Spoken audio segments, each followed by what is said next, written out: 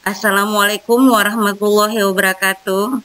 Selamat pagi anak-anak ibu semuanya. Apa kabar kalian pada pagi hari ini? Ibu harap semoga kalian dalam keadaan sehat-sehat selalu. Pada semester ini kita masih melakukan pembelajaran daring. Ibu harap kalian sudah menyediakan alat tulis kalian, buku paket kalian, buku catatan maupun latihan kalian, dan yang lainnya untuk mengikuti pembelajaran IPS kita pada pagi hari ini. Adapun materi kita yang pertama pada pelajaran IPS semester ini adalah mengenai keunggulan dan keterbatasan antar ruang dalam permintaan, penawaran, dan teknologi. Tujuan pembelajaran yang akan kita capai pada pelajaran IPS kali ini adalah menganalisis keunggulan dan keterbatasan antar ruang dalam permintaan, penawaran, dan teknologi. Adapun indikator yang akan dicapai untuk kali ini adalah pertama, membedakan pola konsumsi penduduk kota dengan penduduk pedesaan. Kedua, mendeskripsikan keunggulan-keunggulan yang dimiliki Indonesia. Yang ketiga, menyebutkan produk-produk Indonesia yang ditawarkan ke negara-negara Asia Tenggara. Dan yang keempat, menelusuri permintaan Indonesia atas produk-produk dari negara-negara Asia Tenggara. Baiklah anak-anak ibu sekalian, mari kita bahas satu persatu materi yang akan kita pelajari pada pagi ini. Yang pertama adalah pola konsumsi penduduk kota dengan penduduk pedesaan. Faktor ruang akan menentukan tindakan seseorang sebagai konsumen, sehingga berbagai kebutuhan yang harus dipenuhi oleh setiap manusia akan berbeda-beda dan beraneka ragam. Akibatnya, barang yang kita konsumsi juga akan berbeda dengan barang yang dikonsumsi orang lain. Dilihat dari fungsinya sebagai konsumen, masyarakat kota lebih banyak membeli barang dan jasa karena ditunjang pendapatan yang tinggi dan munculnya pasar-pasar modern seperti supermarket, hypermarket, dan sejenisnya. Berbeda dengan perlakuan masyarakat di daerah pedesaan atau pegunungan yang pendapatannya lebih rendah. Akses jalannya kurang baik, ini yang membuat pendistribusian barang atau jasa kurang lancar. Akibatnya, masyarakat desa atau pegunungan lebih sedikit membeli barang dan jasa bila dibandingkan dengan masyarakat kota.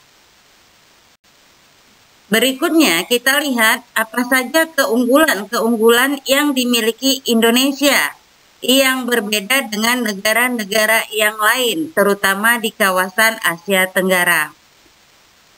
Dunia mengakui Indonesia adalah negara besar yang memiliki sejumlah keunggulan yang tiada duanya.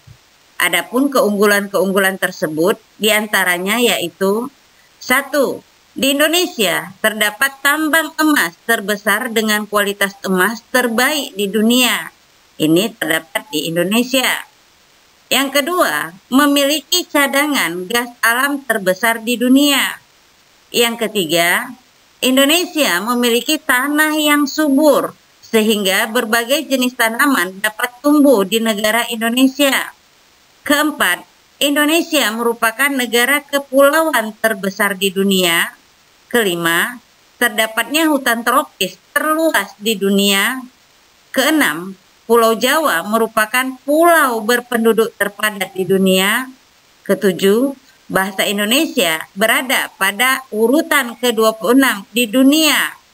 Yang kedelapan, volume aliran air tawar Indonesia ada di peringkat ketiga setelah Brazil dengan sungai Amazonnya dan Kanada. Kesembilan, Indonesia menempati peringkat 1 dalam produk pertanian, yaitu cengkeh dan pala, serta nomor 2 dalam karet alam dan minyak sawit mentah. Ke-10, Indonesia adalah pengekspor terbesar kayu lapis, yaitu sekitar 80% di pasar dunia. Sementara itu, menurut Riza Ramli, yang merupakan mantan Menteri Koordinator Bidang Kemaritiman era pemerintahan Presiden Joko Widodo, ia mengatakan ada 4 sektor industri yang mana Indonesia tidak tertandingi dari negara ASEAN lainnya, yaitu 1. Tekstil. Hanya Thailand yang bisa menandingi produk tekstil Indonesia. Kedua, sektor telekomunikasi. Ini dinilai Rizal juga menjadi keunggulan Indonesia di ASEAN. Hanya Singapura yang bisa menandingi. Ketiga, adanya bank pedesaan yang tersebar di seluruh wilayah desa di Indonesia. Keempat, industri kreatif. Dalam bidang desain kita nomor 1. Musik, film, puisi, Indonesia menduduki nomor 1 di ASEAN. Berikutnya kita akan membahas produk-produk Indonesia yang ditawarkan ke negara-negara Asia Tenggara.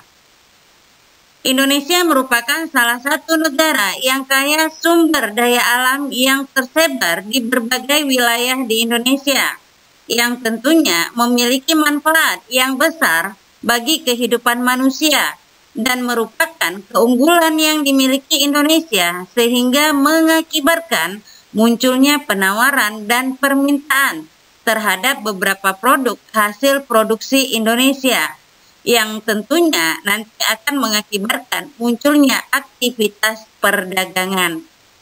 Indonesia senantiasa melakukan ekspor komoditas unggulan ke berbagai negara-negara Asia Tenggara untuk mencukupi berbagai kebutuhan penduduk di negara-negara Asia Tenggara tersebut, baik dari hasil pertanian dan perkebunan seperti biji coklat, tembakau, kopi, pala, lada hitam dan putih, kayu manis, ikan dan udang, maupun dari hasil tambang mineral dan energi seperti emas, timah, tembaga, nikel, boksit, uranium, minyak bumi, gas alam, dan batu bara yang sangat mendukung perekonomian Indonesia dan nantinya akan memberikan pendapatan terbesar bagi negara Indonesia. Terakhir yang akan kita bahas pada pelajaran IPS kali ini adalah mengenai permintaan Indonesia atas produk-produk dari negara-negara Asia Tenggara.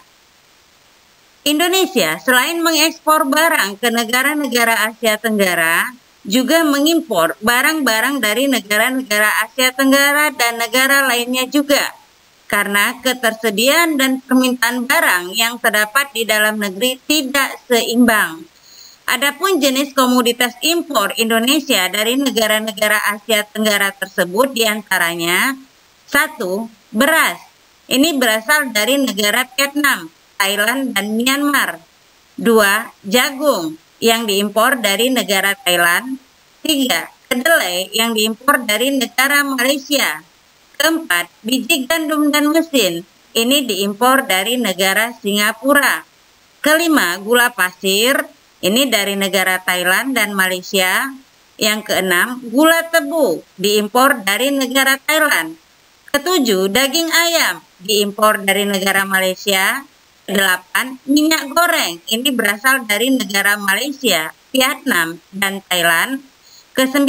Bawang merah, diimpor dari negara Thailand, Vietnam, maupun Filipina. 10. Bawang putih, ini diimpor dari negara Vietnam. 11. Kelapa, ini diimpor dari negara Vietnam, Thailand, Filipina, dan Singapura. 12. Kelapa sawit, berasal dari negara Malaysia. 13. Lada, ini berasal dari negara Vietnam dan Malaysia. 14. Teh, ini diimpor dari negara Vietnam. Sedangkan komoditas impor Indonesia dari negara-negara lain selain Asia Tenggara, ini diantaranya adalah 1. Terigu, ini berasal dari negara Sri Lanka, India, Turki, Ukraina, dan Jepang. 2. Daging sapi, ini diimpor dari negara Australia. Ketiga, garam, diimpor dari negara Australia, India, Selandia Baru, Jerman, dan Denmark. Keempat, mentega, diimpor dari negara Selandia Baru, Belgia, Australia, Prancis, dan Belanda. Kelima, susu, ini diimpor dari negara Selandia Baru, Amerika Serikat, Belgia, Australia, Jerman, dan lainnya. Keenam, kopi, ini diimpor dari negara Vietnam, Brazil, Italia, Amerika Serikat, dan lainnya. Dan ketujuh, cengkeh, ini berasal dari negara Madagaskar, Mauritius, Singapura, Brazil, dan Komoros. Demikianlah pembelajaran IPS kita pada pagi hari ini. Ibu berharap semoga kalian bisa mengerti dan memahami materi yang sudah Ibu sampaikan tentang keunggulan dan keterbatasan antar ruang dalam permintaan, penawaran, dan teknologi. Kalau seandainya ada yang kamu kurang jelas dari penjelasan yang sudah Ibu sampaikan, kalian boleh menanyakan langsung kepada Ibu melalui WA. Adapun materi yang sudah Ibu berikan tadi dan tugas yang akan kamu kerjakan, itu sudah Ibu share ke Google Classroom. Kalian boleh mengerjakannya langsung dan mengumpulkan tugas tersebut tepat waktunya sesuai dengan waktu yang sudah Ibu tentukan. Ibu harap kalian tetap menjaga kesehatan, tetap mandi secara teratur, mencuci tangan dengan air bersih, menggunakan masker apabila keluar rumah, dan tetap jaga kesehatan dengan baik. Pelajaran kali ini, Ibu berharap kalian juga bisa tetap semangat dan atas perhatian kalian pada pagi hari ini tentang materi yang sudah Ibu sampaikan, Ibu ucapkan terima kasih. Dan Ibu akhiri, Assalamualaikum warahmatullahi wabarakatuh dan selamat pagi.